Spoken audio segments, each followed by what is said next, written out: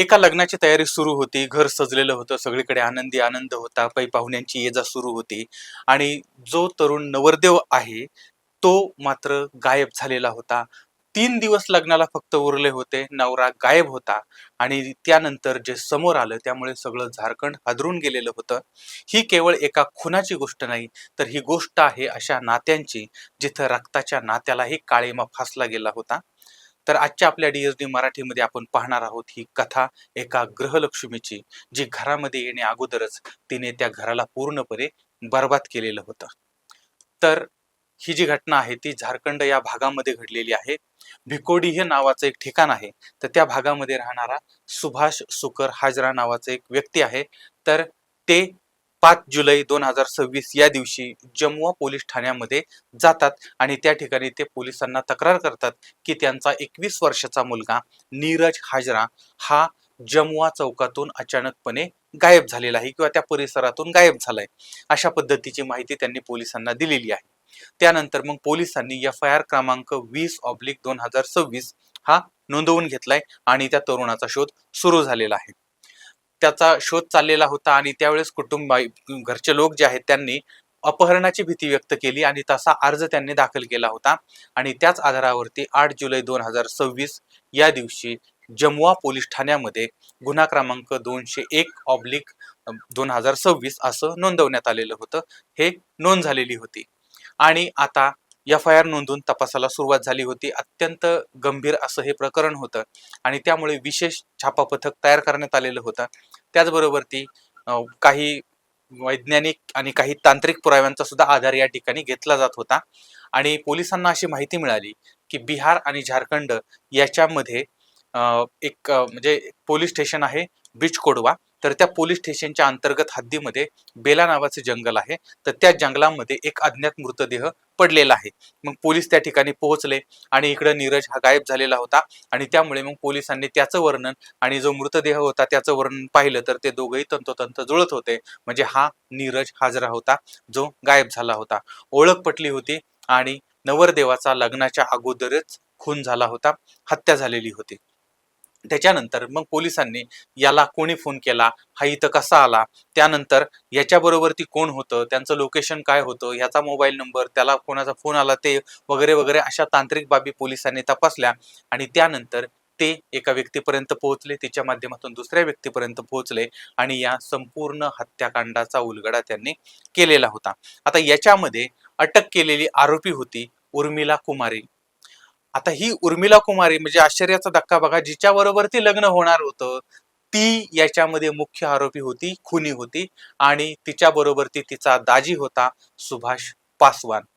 आणि या दोघांचं असं नंतर समजलं की उर्मिला आणि सुभाष पासवान या दोघांचं प्रेम प्रकरण चाललेलं होतं आणि याच काळामध्ये उर्मिलाच्या आईनं आणि सुभाषच्या बायकोनं हिचं लग्न ठरवलेलं होतं त्या नीरज बरोबर ते. आणि हिला तो पसंत नव्हता किंवा पसंत असला नसला तरी पण तिला दाजीच पाहिजे होता आणि दाजीसाठी तिचा जीव तिळतिळ तळतळ तुटत होता आणि त्यामुळे मग हिनं लग्न करायला तर नकार देण्याच्या ऐवजी तिनं ठरवलं, म्हटले नवऱ्यालाच मारून टाकू, होणाऱ्या नवऱ्याला लग्नाच्या अगोदरच मारून टाकायचं.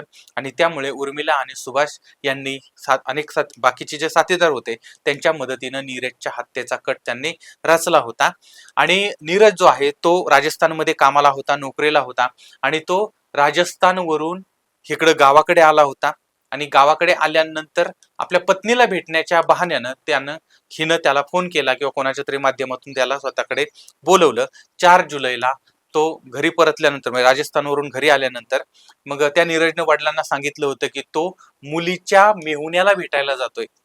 आता कदाचित काही असू शकतं की बाबा चला आपण भेटूया किंवा काही बोलायचं असेल, विचारायचं असेल वगैरे वगैरे असं, आणि असं म्हणून तो घरातनं बाहेर गेला आणि या मंडळींनी त्याला किडनॅप केलं.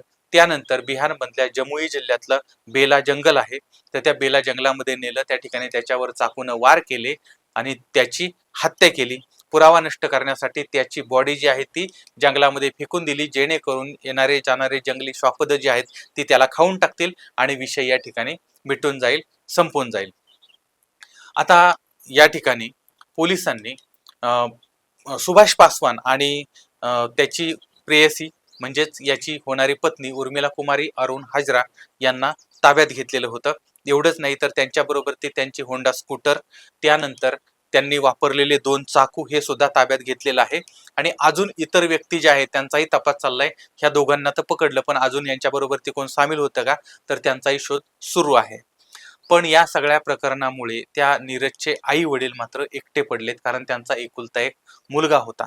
या मुलीच्या वासनेपायी, या मुलीच्या हव्यासामुळे आणि यांनी जोडलेल्या चुकीच्या नात्यांमुळे एका निष्पाप मुलाचा जीव गेलेला आहे.